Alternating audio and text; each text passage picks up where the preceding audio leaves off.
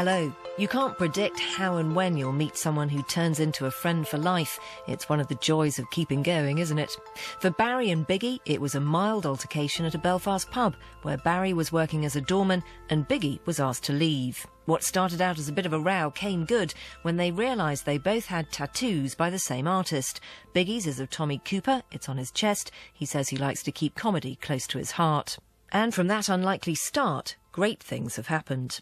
Biggie set up a charity in 2004, inspired by his own upbringing as a Roman Catholic on the predominantly loyalist estate of Rathcoole on the outskirts of Belfast. It aims to integrate young people through art, music and culture. Barry became its vice-chairman. He grew up on Belfast's largely Republican Falls Road, but 4 years ago moved to a village in County Londonderry, where he and his wife have just had a baby girl, and he's setting up a dog training business. Barry, I haven't seen you in a long time. So what's happening with the house that you've got up in the Drippers Town? You still building it, or is it's still there. A couple of years on from when it should have been finished, but that was, 2 Christmases ago? It's been about 3 years or something. 4 years are up there now. Serious? Yeah. And you've 4 lived in years. that caravan for 4 years? Living in a caravan with no TV channels. 4 dogs in that shed. So, it's going really well. I'm loving it. Did you get, whenever you were saying the wife swapped over jobs? And yes, that sort of threw a spanner in the works, as well as the girl that was meant to be dealing with it in the mortgage company leaving and not leaving any files or provisions for our case. So did she swap Joan swapped their job over, and then as a result of her swapping her job over, they wouldn't give the last payment to finish the completion of the house or something? That's the last instalment of the mortgage. They knocked it in the head because it had to be reassessed. Because the girl that was doing our assessment and had everything passed, phoned us and told us, yes, not a problem, everything's done, money will be in the account. And we phoned up on the Monday and she didn't work there no more. And nobody knew. Nobody had a clue what we were talking about. So it's finally all been sorted out now. We're hopefully expecting the money. It's not as much as we need, but because she changed jobs, they're taking that as a reason that they don't have to pay. So their compromise is, we'll give you the money, we won't give you as much, but it should be enough to get you into the house. So all we really need is the electricity mains, the plumbing, and bathroom suite. And still need the staircase for upstairs. It's lying outside the house. It has to be sanded down and stained. It's been there for about 1.5 years now from I pulled it out the first time. And what about, you still doing the things with dogs? Yes, dogs, I'm still training the dogs. But why do you love dogs so much? My love of dogs came from my father, who himself loved dogs, loved all animals. Every time there was a documentary on the TV, it was me and my daddy sitting watching it all through my life, right up until I was in my 20s. And he lost his leg after a bad fall and diabetes, and we had a German Shepherd at the time called Kim, who was an absolutely wonderful dog. My dad loved her, but he realised he couldn't go for walks anymore. He just couldn't do it. He couldn't push the wheelchair up the hills that he had to, and the places that we would have taken her. So he resorted to putting her in the boot of the car and driving to Oxford Island. Was that car that had the hand controls? The hand control, the wee Peugeot that we had. Peugeot? The death machine. Yes. Because you had to take both hands of the wheel to accelerate, brake and change gear. 30,000 miles a year. It was ridiculous. But we always took us to Donegal and stuff like that. My daddy woke up in the morning and went, we're going to Donegal today, put the dog in a boot. And stopped maybe 4 or 5 times to get there. So I started my dog training really then. You yourself, you had the wee Staffy. Do you remember years ago, Beefy? Beefy? Do you remember that? He was a great wee dog. My cat attacked it. Malky. Ripped half its face off, near enough. That wasn't a cat, that was a small tiger. It was a Burmese cat. That was a big cat, wasn't it? It was scary, is what it was. Do you remember I went to live on the farm? Do you remember the day we had the dog at the back and I called it over? I was sitting on the bench, my shorts on. I remember that. And the dog turned her over and opened its jaws and put it right round my groin. And I had to tell you all to shut up. I had to put my fingers into a dog's mouth to get it off my genitals. Music and everything stopped. Everything stopped. My heart stopped. Blood stopped pumping. Oh, that was brilliant. That was a funny day, that wasn't it? I wouldn't really want to do that again. No, especially not with Staffy. If it bites down, you're not getting it back. I just remember everybody at the same time going, ooh. Oh, I was expecting it just to go chomp. You were lucky out there now. That was just before we went down to North Street Arcade and pulled that. Sometimes I had a wish a dog could have done me the favour. It might have helped, right enough. Yes, in certain circumstances it would have done. Barry, like, how many kids has had him up to now? 5? Is it 5? 5 kids. I thought it was only 4. 3 different mothers. Well, 4 of my Yes, own stepson. Yes, Stephen. Well, yeah, There's Stephen. Amy's the oldest, isn't she? Yeah, 16. 16. When was it you brought her up to Draperstown? She was only, what, The boxing club? 12, 13? Probably about 14. Aye. I think about 14. Oh, there you are. But You yeah, don't you know, see time going on with kids, do you? that's life for you. Sometimes you just, you know, some people just don't see eye to eye, and you financial stresses, and it's really what happened to me Situation after doesn't North Street Arcade burnt down. You were in a bad Financial way, innit? stresses with a fiance, ended up homeless for 2 years, slept on your sofa for majority of those Slapped years. my man and dad's sofa for a Slept on while your man and too. dad's sofa, slept on everybody's sofa. Come to think about it. Whoever had a I sofa. can't think of half of people, like some of the parties I ended up going to Oh, just aye. for the sake of sleeping on a Somewhere sofa. to stay. Yeah. I wasn't going to sleep in the street, man, you know. No. That arcade knocked me back big time, as you know. Well, you put everything into it just to have it ripped away. Still and you does. were there when the fire started. Yeah. Do you know what I played for the council to do up North Street Arcade? You'd mentioned something I've done about all the it now. artwork. I got a company and all, the Uh-huh. wrecked artwork. They were going to anti-graffiti glaze it and protect it, and it was tourist buses past that thing at least 7 times all a the day. time, yeah. It's an historically listed building. There's a story there to be told. And Ian said It's been sitting for 9 years now. the pictures you took that time when we went in after the fire. I showed me the DVD and all. Yeah, up in smoke. Yeah. Down it's the one Paramount, as you're looking Paramount down. Pictures took a soundtrack off Yeah. YouTube because he used it at a Cheech and Chong's Oh, aye, right snippet. enough. Yeah. It was when you were looking down and you could see the roof and all the beams, the metal beams that were twisted and the girders Ah, yeah. because of the heat. Yeah. But then you took a recent one where it had all been grown up Overgrown. with weeds. That was Kevin Largy took that one. It was Kev, young aye. graffiti artist from Belfast. Unbelievable. It's like, you know, the jungle is now taken over. It was like, you know, Planet of the Apes or something. Mm-hmm. You turn up and see this landmark overgrown with veins and all that. Yeah. That's what it reminded me of, seeing that. Actually, after living that time after that arcade and being homeless for 2 years and doing the sofas, which was difficult for you, I suppose, too, because you were. We just moved into the flat together, me and Joan. And then the last thing you want a parasite like me standing Well, there. then we with. had Andy staying with us for about 6 months. At least he done the dishes. But at least he was. At least he done the dishes. All right. You come in I don't know promising. You promised to make the first day you came in. You promised to make a meatball bolognese. You were there 3 months and you never made nothing. So what he said, I owe you meatball bolognese. Yes, I want you to cook me a spaghetti bolognese in the new I don't think I charity ever building. did cook in that house. So I was up, I slept there, and then I was up and I was out, and I was footing On the about the go, town. And constantly. I'm always on the go, man. You can't stop, you know. Well, that was the thing after you lost Can't the stop. arcade. Because I'm always constantly craving that social. I was going to say I'm always constantly craving that social security, which I am, to be honest with you. You know, I'm thankful for it. You know, but not just the social security from the government. The actual security that a social circle Because that's brings. only £8.50 a day, Barry. You know what I mean? Not worth it, mate. Just not worth It it. was bad enough I signed the lease on the new art centre on the dole with no money in my bank account, 50p in my pocket, and signed the lease for 3 aye. years on a building in the city centre. But there you are. That's how it happens. You wing it. You wing it. The new charity. Well, it's sort of a revamped old charity. Pretty much so. And you've moved premises now. Well, that's the only reason that arcade burning down was the only reason why we lost it all. Well, yeah. It was the only reason that I ended up being homeless. Everything you had was put into it. And because it pissed me off so much, you know, it's pushed me a lot harder. Mm-hmm. Because of all those different meetings, 16 different meetings with the council, DUP, PUP, remember. Sinn Féin, blah, blah, blah, blah, blah, blah. Everybody. They split everybody up into 2 groups, the arts and the businesses. Yeah. I didn't know if I was arts, if I was businesses, didn't know me arse from my elbow. There was And no I one went to to help all those either. meetings, and all those meetings were fine, and they promised this and that and the other, because all the local press was there. When the local press went away, they went away. And then depression sets in, Barry. Oh, I remember. Depression sets in. Then you start, that affects your relationship. Mm-hmm.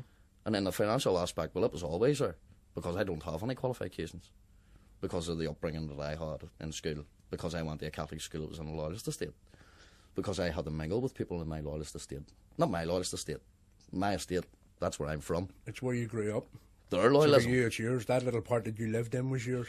You know? Well, I used to get persecuted for that. Oh, yeah. I used to get physically beaten because of that. Then I went to school and used to get verbally tortured over that, because you live with all the prods and blah, blah, blah. So I was always stuck in the middle between these 2 communities anyway.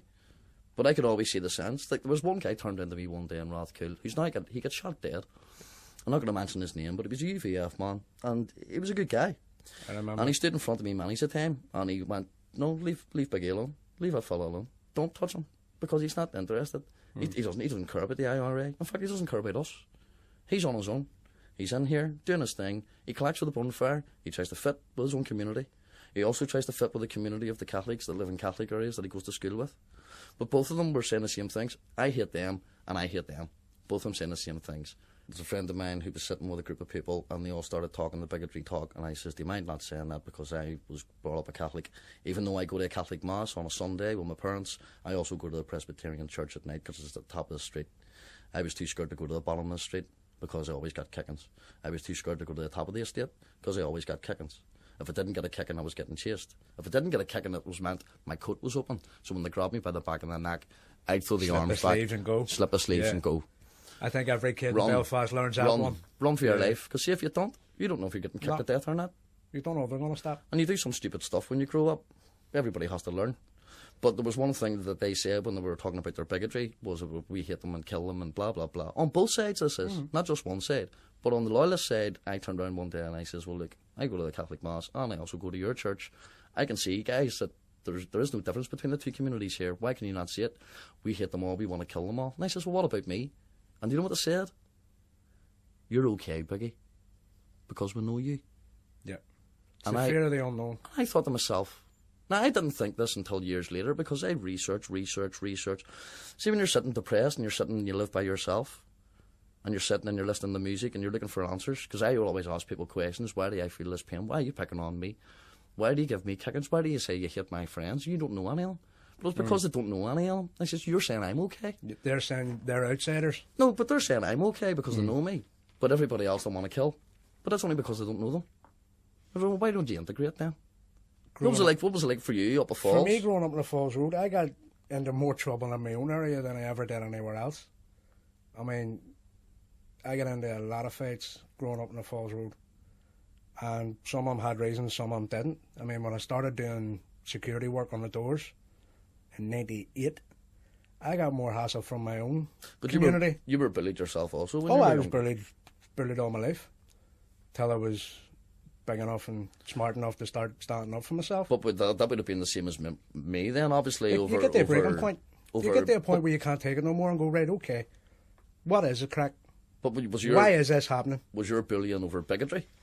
No. In a similar aspect as mine? No, my bullying was over just me, the way I looked. Because you've got a big chin? Something like that, tiny nose.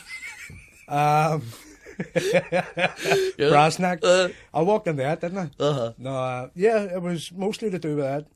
And then, of course, it stops being a slagging and it starts getting nasty. Mm-hmm. You know, it's one thing poking fun at someone. But a joke's a joke. It's another thing pushing it till someone can't take anymore. It's a form of suppression. Yeah, pretty much. Just the same as a paramilitary group would suppress the youth. Oh, yeah. You know, it's still the same. And it's the same idea. You mean, you tell somebody something nice, they're going to want to hear more. Mm-hmm. Tell somebody something bad, they don't want to listen. Mm-hmm. You know, if you want to get people round to your way of thinking, you don't, shout abuse at them. You don't force them away. You bring them in. You bring them in. You and try you to talk to them quietly. You try to understand where they're coming from, and you try to make them understand where you're coming from. Absolutely. Where I was from, if you didn't walk about wearing a GAA top or a Celtic shirt, or something similar, there was something wrong with me. I listened to heavy metal. I had long hair and a beggar jacket.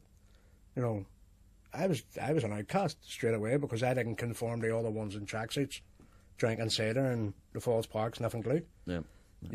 And I did in my environment. I did. I mean, I used to knock about with the young UDA men and also the UVF men and stuff like that too. And sometimes I would say things just to play their game, not because I'm a bigot, because I felt insecure, because I knew, Jesus, see if I don't play along with us, I'm dead. Yeah.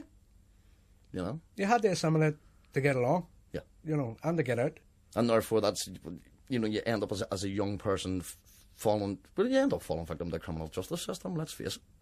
It's either that or falling victim to someone else.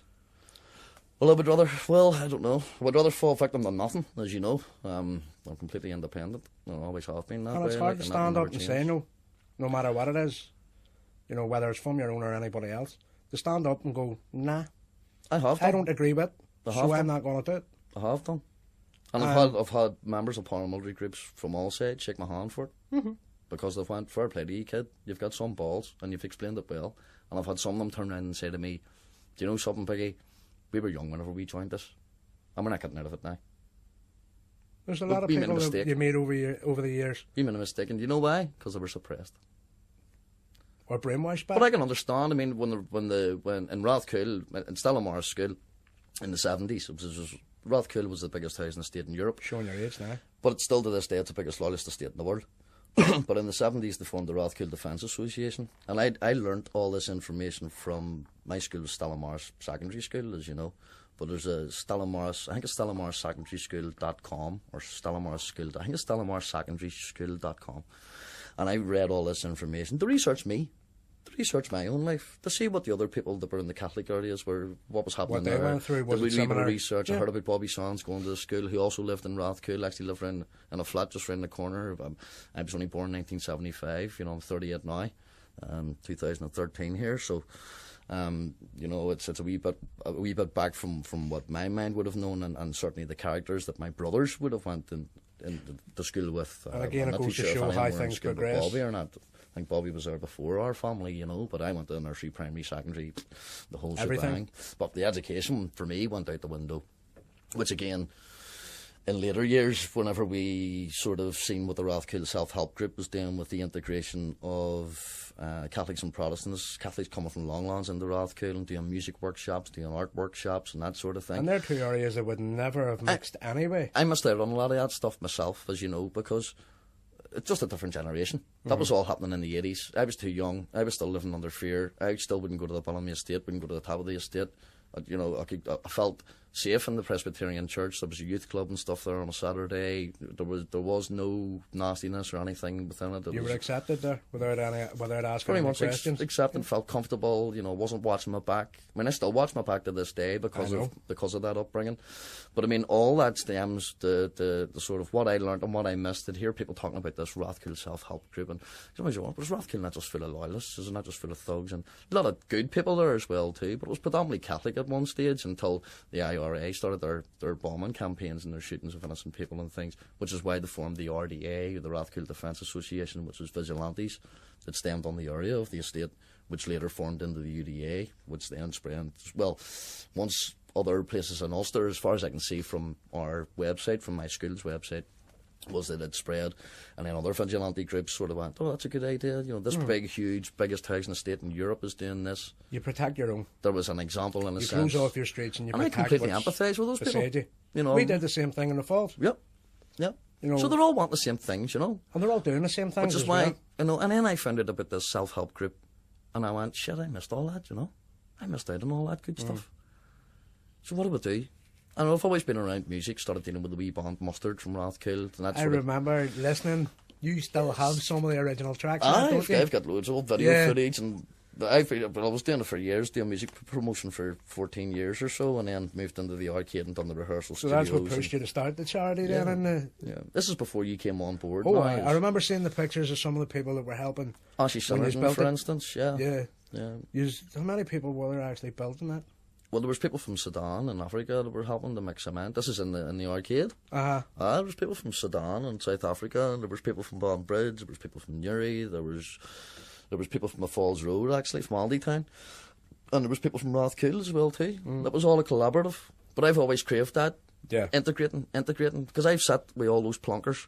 No disrespect them, but I've sat with all these plunkers that have been suppressed, and they're just not, they can't see the wood for trees, you know. It's hard seeing past the end of your nose when there's no reason to. Well, I think David Irvine had sort of seen something, although he hasn't had the same life as what I've had, like, but I mean, from what I've learned from David, and I'm very good friends with very good friend with Mark Irvine, the mural artist, and I'm slightly good friends with Owen, his other son too, you know. But obviously a lot of people on both sides of the divide saying about him and what he done. He's seen the work and he done the work, and he was a man who got scooped for planting a bomb himself. Yep. You know, but you right your wrongs. Working class man came from a working class background, and but you take your wanted to change it. So you take what you've learnt from your working class background, Barry, and you don't push it out in the corporate, because them guys don't give a damn about us. No, they don't give a damn about it. So we put it back into society ourselves, but we do it through art, music, and integration. But you see, the art and the music So are what reaches people. You're breaking down the divides in community. Okay. I mean, I kind of guess in the way that me and you clash, Barry, is because we've had that similar kind of backgrounds. We've both been sort of slightly suppressed, even in our own environments. We've been suppressed and we've been bullied, which is why I mean, I remember the first time meeting you in the bar, and I know I can be a grumpy old sod from time to time too, especially when I just want to sit in the pub, have a drink, and I don't know, no offence to you, but I mean, I didn't know who you were. Nope. Nor could I give a damn who you were. I just wanted to have a quiet pint by myself. But You see, if you come were up having a saying, quiet pint, you wouldn't have met me. "Oh, you're right. Maybe that was my first mistake, then. Well, maybe. Probably.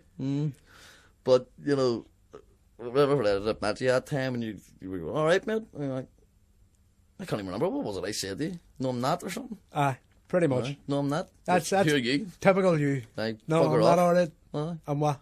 Aye. And What's it then to I you? said the Dark Angel Tattoo Studios. That's right. That's And you- right. and And then you I went, were- I'm what? What? What are you talking about? That's the tattoos you have Yeah. They were What's the done tattoo by- up my arm says anger is a gift. by the same guy I get all my work done. Aye, Bruce. And that's how we started talking. That's right. That's right. And then just kind of gel from there. Uh-huh. Yeah. Shortly after that, I got my first motorbike. Aye, that's right. And then we formed the Motorcycle Association and all. Yeah. That was good Some crack, like. mad days. I know. But I think because of our bullying background, like, it just makes you not... It's not that you don't care, it's just you have less time for nonsense. Yeah. You've less patience for it. My dad was always... He never understood why I went down the door work. Apparently I have always had anger problems. Oh, I knew you were going to issues- say that. issues. Aye. Tell me about your issues. Hi, is that counsellor? Have you seen her? No. You'd wonder that you throw a chair at somebody that don't want to talk to you no more. Yeah, I suppose. Mind you, that was a long time ago. It was, aye. No, I get into the door, and to be honest, when I was 18, 19, 20, yeah, it was about getting my own back. I used to love seeing people come up to the door that I knew from years ago, that had bullied me and had pushed it, and waited till they got to the door. And then, no, you're not getting out. Yeah. Just to see what they would say, if they recognised me or not. Then the older I got, I went, that's just petty. Well, because you're And turning into one of them. Yeah, it doesn't make my life any easier. It doesn't make my job any easier. A lot of people... At the end of the day, if you want to come in and have a nice quiet drink, that's fine. See, if you don't, I'm the last person you're going to see before you leave. Yep. And that's when I'll get my own back if you do it. Aye. But to actively go looking for it, it was just too much hassle. Yeah. You were constantly at it. And then the more you You're only fooling fight, yourself and you're becoming one of them. yes. And the more you fight, the more you get a reputation for fighting. And the more people come looking you. And the more higher risk you are of falling Yeah. victim to the criminal justice system. You end up getting stabbed Yep. twice. As if I didn't learn the first time. You get shot at. There's loads of different things that'll happen just because of what you're doing and the people that you're doing it with. Till you get to a certain age, I don't know whether it's an age or a time in your life where a bit like yourself, you go, no, But I'm not that old, boy. I don't need this hassle. You're older than me. Brave lad. 38, you're a lad. You get to a stage where, as you say, you lose all tolerance for it. Yeah. You get to see the goals in your life a lot clearer. And you know what's morally right as well. Yeah. For your own life, for your own You can karma. rely on yourself then by that stage to go, I know what I want. I know what's right. I know what's wrong. And it doesn't matter what's happening around me or what anyone else is doing or what their opinions are. This is what I want to do. Yeah. And that's when you start maybe think knuckling down a bit more. Or I think I'm that's not sure what way to put it. I think that's how we've moved this charity forward so much as well too, and just having that sort of life experience. It's something that you can't pick up in a tutorial manual or anything. Although like it that, doesn't you know come what I with mean? instructions, no. No, it ain't no civil servant job, like, you know what I mean? No disrespect, but you need to sort of be through those hard times so that you can fully understand certainly what we need to do in a Well, as you and I in a both know, it's the society experiences in your life that shape who you are. You wouldn't be you if you didn't go through everything that you went through. Of course. I'm trying to understand it. I'm trying to control it. That's Not control it, but trying to sort of I think you're right in flow. saying control it because there's a lot of emotions at play. Especially when you're working with kids that come in to the charity from a similar background or have gone through things that you can empathise with. Very much so. you can see what it was like for you. You get wee flashbacks of what you were like back Break their then. heart. I've had to walk away from people and stuff. Oh, just got to go to the toilet. I'll see you in a few minutes. Go off and have a cry for 10 minutes. I just need to get my head shot Oh, before Jesus. I can help this guy. Break your heart. Oh, what? And reminds you of There's certain nothing things. harder than looking at yourself, Yeah. you know. And there's nothing most people don't want to do more than actually have a mirror turned on them and go, right, explain this to me. Yeah. You know, it's... And when they get to the stage where they are ready to be helped, sometimes it's too late. Sometimes there's people you just can't help. That's right. You know, it's happened too long. That's the toughest part. They've been broken too much, and they just can't change. Where you get other people where you go, it's a lost cause, and they come round, and you see a talent in them. You know, like the wee busker that you, what do you call him? I can't remember his name.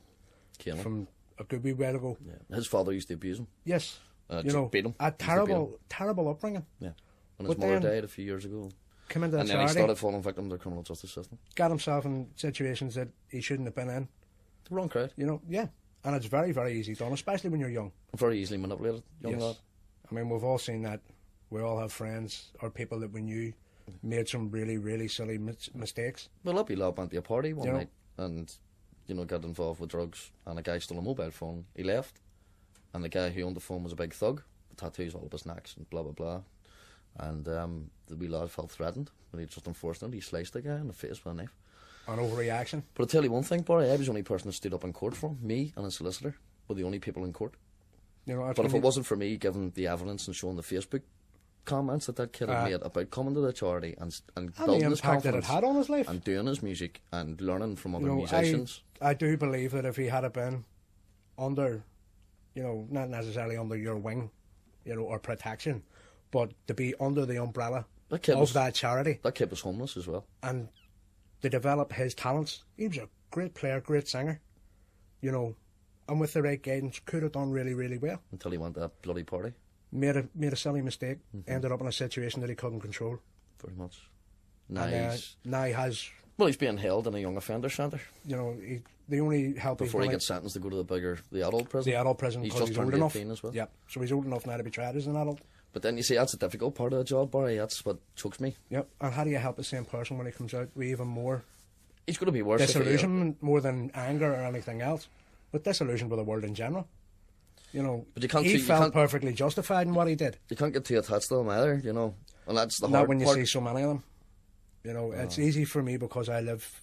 Well, I do just see that so wee bit many of them, further but away now. as you said a minute ago, there's certain people that are beyond the help. Yeah. And I see so many of them, and then you come across that one. And I always said, if you got 100 kids, and you got one of them, and you put one on the right track, you've won. Yeah. You've succeeded. You've done something done it. good for someone who And that didn't one, ask you to. that young youth will grow up through his life and pass it on, and pass it on, and pass it Head on. forward. And that is, I suppose, it's the wish for anyone. I have to do it. It's not that I want. It's not that it's not a job, because I don't get paid for it. I'm unemployed. Never have. Don't care. The money was 'Cause never. that's not important. Because The you only can't time money buy. ever comes into it is when you're trying to set up something different, like a gig or a festival or something, a showcase, Yeah. something that you're trying to show these kids and these musicians. Think They're outside the- perfectly normal, Need to think outside you know, the box. but need help. You know, there's no avenues for them to go down to do their special wee thing. They always said there's nothing better to do in Rathcoole but jump over coal sheds. I was 8 years old. Jumper-backs, we used to call it. Yeah. Or play cribby. You go from Or wall pitchy. to wall. I'll give him a pitchy. Cribby, I was the Rock Street's Cribby champion for like 10 years. Oh, yeah. Never beaten. Loved that Because you were game. probably beating them all up, were you? Now I live in the countryside, there's no curbs. Can't play Cribby if I wanted to. Oh, I've had enough. There's no, We could- not even any we could always, footpaths. we could always put some sleepers or something in. I'm actually thinking of getting some for the driveway, just for the crack. That's a crack on. I mean, you can't forget about all those old No. times. Like old Handball, Smithfield. handball at the bottom of the street against the gable wall, and there's maybe 50 people trying to play it. The old Lammas Fair and things like that used to be down in Smithfield, Yep. first the oldest part of Belfast. It's now sitting there unanimated. I don't Yeah. like this regeneration. That's a load of old government made up crap, nonsense.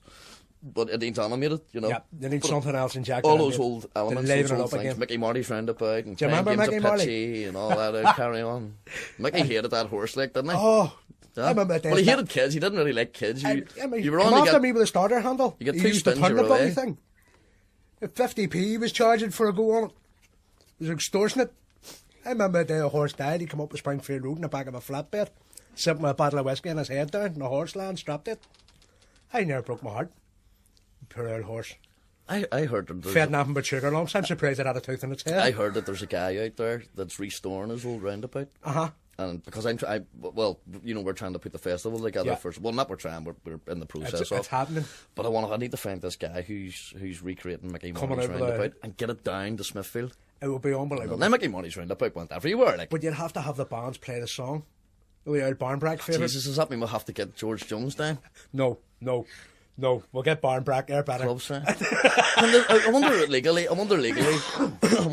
could George Jones still do that Belfast? You know that Belfast, wonderful. Oh, I doubt it. I seriously doubt it. Well, not hit the rest of it, like, just in case, you know. There's many's a song written about Belfast. Maybe George can answer that one for me. Or maybe I might not sleep the night now. Sure, we'll invite him down. We'll invite him down for the crack. Guys, I feel like... But you know, with all those things that we're trying to do, Barry, with all that crap that we've had in our lives, with all the negativity that we push out as positives throughout our lives, you know, with the work that we do be at charity, like, I think it means so much for to try and change the society, like, and if it means not making any money, and if it means sleepless nights, and if it means living off £8.50 for the rest of my life, I'm doing it. And thanks for doing it with me, because I can't do it. Same with my father too. My father's 78, does all that building work. I know you know how Jerry's that a feels. man's hard to stop. No, you're not stop Jerry Bigmore. No, not a chance. And the rest of the Bigmores down Ballyronan there, not we too are far now. away from you, Yeah. You know. No, I know the passion and the love that you put into this, and the passion and the love that you have for your family. It's life. That's what big life's about. And I know it's hard for you because circumstances in your life means it hasn't always worked out for you. No. And there's people out there you care about that you can't be close to. And it amazes me every time I go down, the wee circle of people that follow you around, almost like those fish that follow a shark. They'll stick to the bottom of it just to be close because they're going to get something. Yeah. They don't ask for anything.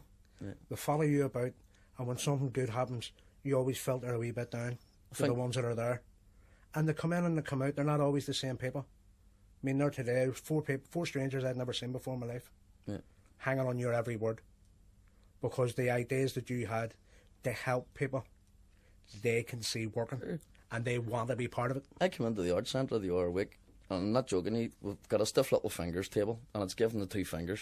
And it's signed by Jim Reilly and Ollie McMurdy and Henry Clooney and all. You got them all in? Well, I haven't got them all, but we'll get there hopefully eventually. We need to speak to Jake. If Jake's out there listening and he wants to come down and sign our table, that'd be fantastic. But, you know, we've got this stiff little fingers table, and I came in there last week, and there was 2 old ladies sitting, and they were late 70s, maybe early 80s, and there was one old guy, and they're in the same age, and there was 2 young girl punk rockers with the hairdos and the whole shit. Well, I don't know if they were true punks or not. Like, let's face it, fashion victims out there, like, you know, nonsense. But and then there was a young punk sort of sitting as well, and they were all sitting at a table, stiff little fingers, giving the fingers, and having morning coffee, and all engaging and talking and chatting, and the young ones were learning all the old things. Oh, I remember, you know, going to the what do you call it? Is it the Plaza? What do you call it? Of course, I'm a different generation, but the Ritz, Jesus. And they'll be like, up at Belfast Sea. Oh, the Floral Hall. Floral Hall. Up to the dances there. Up to the dances and stuff. And they're all sitting talking about the dances, and they're going, well, we seen Rancid last week. You know, they're going, Rancid, what's that there? They're going, never mind, it's alright, you know. It's not the kind of music you would listen to, but you know, same they're principle. sitting talking about the maritime clubs, and then they're talking about the rock clubs and things like that. And it's just the environment, you know, just the social changeover. Isn't it amazing that music can bring that out in people? Belfast has to change. Belfast is changing. Yeah. You know, but we're not there just yet. There's still that niche that needs to be fulfilled. There's still those areas and housing estates that people don't go. People don't even. When's the last time you went for a pint in Belfast? I don't go to Belfast. Yeah. But I know people from the road there that won't come into town to go for a drink, even now. You know, so there's... And I went and worked in the bars around the town for 10 years. People I grew up with in the Falls Road went, you're down the door in the town? Are you joking? No. Why would you not do it on the road? It's one of the safest places to be. Because it's more dangerous on my road because I live so close to those places. If anybody came looking at me, they'd be able to find me. I work in a town, no one knows who I am or where I'm from. They just see me as a doorman.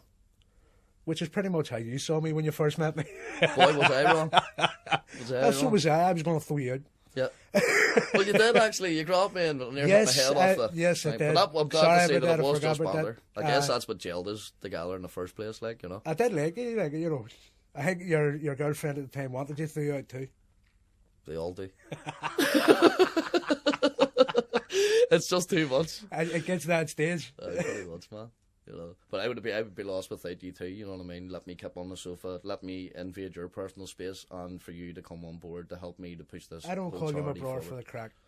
No. I don't have any brothers. There's you and James. Yeah. And the only two men in my life that I'm that close to, because the only one I was close to before I was my daddy. Yep. And when he died, you were there for me. Very much.